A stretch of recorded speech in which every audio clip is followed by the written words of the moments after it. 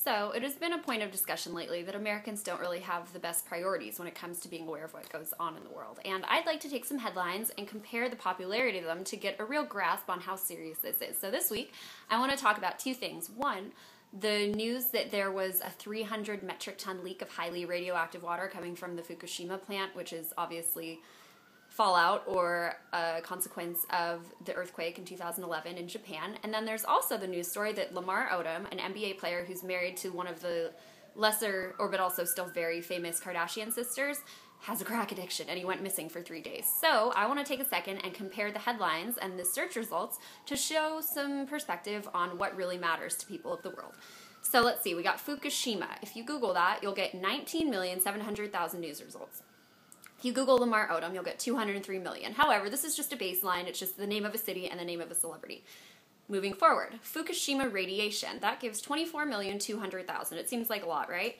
But then you get Lamar Odom addiction, because that's the news that he's an addict now, and we got 38,300,000 results. So, you know, they're not too far apart, but the fact that one guy has a crack addiction and then that there's radioactive waste dumping into the Pacific Ocean, you'd think one might be a little more important to the other. But moving forward, Fukushima leak. How about that? That's pretty big news. 1,180,000 results versus Lamar Odomcrack, which yields 30,600,000 web results. The worst one, I think, is this one, Fukushima nuclear. This is the most results I could find for Fukushima as of late, and that's 85,800,000 news results, which is good. Not news results, actually web results.